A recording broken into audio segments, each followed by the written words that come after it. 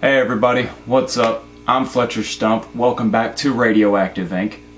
So, I said I was going to keep doing my Fallout episodes, and to that, I am sticking with it. I'm only probably going to do about 3, maybe 4 more, and then I'm just going to move on to something else, because I can't spend forever on a topic, you know. I got to find something else that would interest you guys, something you want to hear about. On a piece of good news, though, I am going to be doing some collabs with my friend over at Druck Gaming. We're not sure what we're going to talk about yet, but I'm pretty sure we'll find something. If you haven't heard of him, go check out his channel. He does some good stuff. He goes really in depth on his research, and plus he's a friend of mine. We've been friends for a couple years. But in Fallout 4 today, what we're talking about is the glowing sea. And more specifically, what Bethesda got right versus what Bethesda got wrong. Because, as we know, the glowing sea is the biggest amassing of the radiation from the fallout where the bomb fell. And in the crater of Adam is where the bomb directly fell, like, ground zero for that.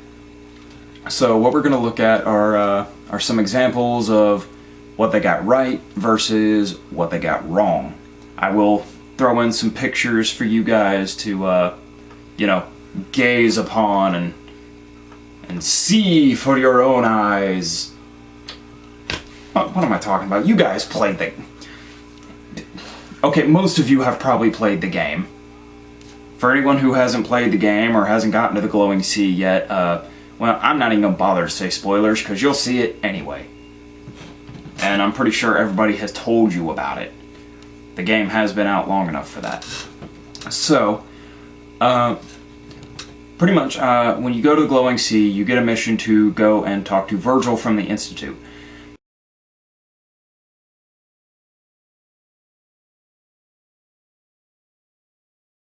Now, your objective is to head to the edge of the glowing sea, and from there you get your waypoint to proceed forward to the crater of Adam. Now, along your way, it is very thick radiation cloud. It is very hard to see a distance, beyond a certain point. In the area, it is filled with pretty much nothing but the giant bugs, rad scorpions, and deathclaws. That is pretty much all that is there. Now, upon traveling further on, you reach the crater of Adam, to where the bomb actually fell, and you get your info on where to go find Virgil, and so on and so forth.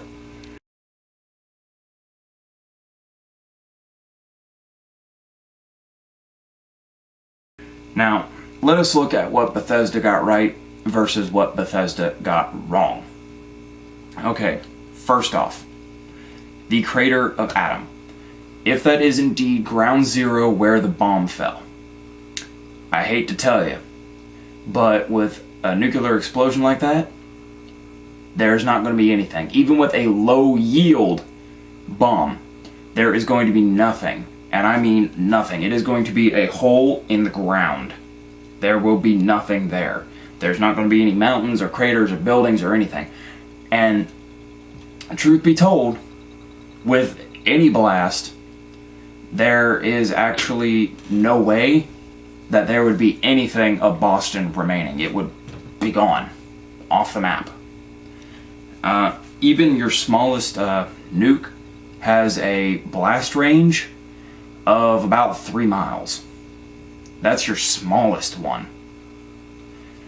And with that, there just wouldn't be anything left. There would be nothing within that area. There would be no surviving that at all.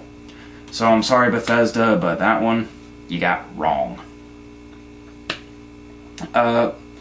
Looking at some of the creatures that live in there, let's take a closer look at that now. Over time, radiation can affect things very differently throughout the ages now. The creatures in this game have had 200 years to adapt and change to, this radiation and best fit their survival. But as for everything in the glowing sea, as everybody knows, when you enter the glowing sea, you're constantly getting rads every second. Now, even over all that time adapting to the radiation, no bugs. maybe the roaches. The rad roaches would probably have been okay there, because cockroaches are able to withstand several rads a minute with like no problem at all. They are like radiation immune.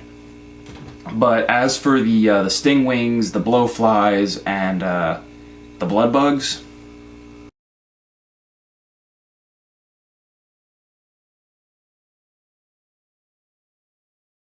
sorry. There's just no possible way that any of them could have survived in that environment long enough in order to adapt and mutate. That it's just not possible. So sorry, Bethesda, that one is wrong. Now, let's talk about the radiation cloud that is within the glowing sea. As we know, the radiation storms that happen frequently throughout the game do come from the glowing sea. They blow up from the southeast, and while that happens, it's just, you know, every time lightning strikes, you get some rads, and you go from there. Now, with that, 200 years is not a very long time in which for fallout to dissipate. So, though most of it would have receded back, it would be most active near where the bomb fell. So Bethesda, you got that one right. There would be a large amount of radiation fallout around the area of the bomb. That would take the longest to dissipate and to, you know, sink back into the earth and, you know, be gone. So, you got that one right. Give you 2 thumbs up on that one. Good job. Looking at the rad scorpions. Going back to the creatures now. The rad scorpions, on the other hand, actually could survive in the glowing sea. Now, here's why. Scorpions by nature are not just surface-dwelling creatures. They also do burrow underground to a certain extent. If the scorpions within that area would have been able to survive the blast radius, they would have had to spend most of their time underground, scavenging for their food down there.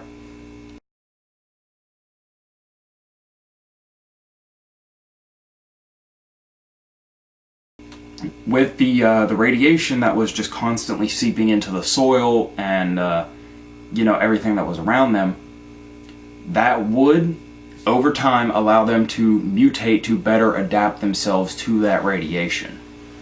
So with that, Bethesda, that's another check mark up for you. Rad scorpions, complete and utter possibility. Absolutely. Upon entering the glowing sea, you see a lot of things. There's broken buildings, there's broken highways, you know, a lot of stuff like that. I don't even have to go into much detail on that one, Bethesda. Mark up an X on that scoreboard. That is wrong. With the blast of a nuke, basically the force, the heat, and the shockwave are enough to just vaporize anything within a certain radius. Like I said, even low yields have like 3 miles. That's enough to wipe off anything. There would be nothing left standing. I mean, depending if, you know, there's items made out of certain materials, they might still be around, but pretty much everything, gone. No roads, no buildings, nothing. No plant life, no wildlife or anything, gone. It's just gone. So, sorry Bethesda, that's an X up on the board again. So, I know, for everybody who goes in the glowing sea, you see them, you know they're there, you try not to fight them unless, you know, you just want to annihilate them. The death claws. Now, as for the death claws,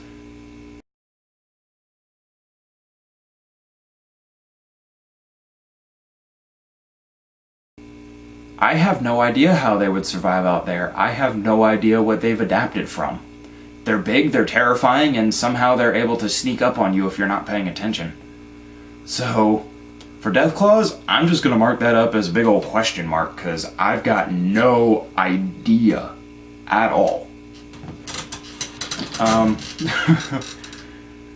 Now, later on in the game, you do get a mission to go back to the glowing sea. There is a facility that the Brotherhood wants you to take that is storing, that is a storehouse full of nukes left over from the war. Now, when you get there, the top of the facility is completely intact because it is also a launch silo, not just a storehouse. Would that be able to survive? You better believe it. In times of war, you'd be amazed how much people reinforce things to be able to withstand anything. There are bunkers that can withstand a nuke. So, is that building still going to be there? Oh yeah, you better believe it. Now, as I talked about before when in my last episode, I was just going around collecting power armor because I was kind of bored. There is a power armor suit in the glowing sea. It's in a dungeony area. You know, you gotta go in, you gotta go get it. Would that be able to survive there? Yeah, because it's more than likely underground. Excuse me. Sorry. But it is more than likely underground, so that means it was not immediately caught in the blast field. And has a better chance of still being useful more than the rest of the suits in the game, as a matter of fact. Any of them that you find on the ground or above, in actuality, they probably wouldn't be very useful. Any of them that you are able to find underground, definitely useful. Those would be able to withstand everything. So, let's mark up the check for that one. Oh yeah, I forgot to mark up the check for the war facility. Sorry. So, a lot of things right, some things wrong. But it does make the game fun. Am I saying it's a bad thing to throw all that stuff in? No, because it adds elements to the game to keep it interesting, to keep it fun. A lot of people want to go and explore the glowing sea to, you know, find everything out there, and there's absolutely nothing wrong with that. I know I'm going to go do it. I'm probably going to, you know, plug in my Fallout and go play. So, with that, I'm going to do some more episodes, a couple more.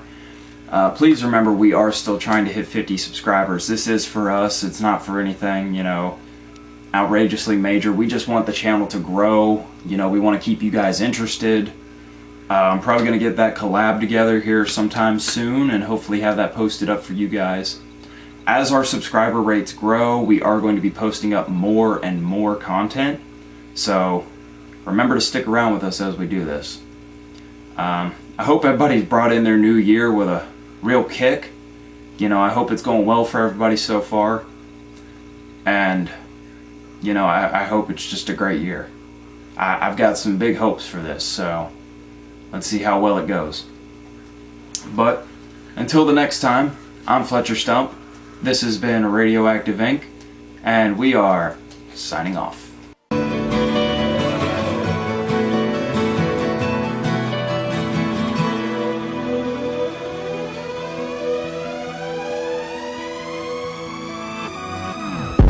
I told ya I came to party.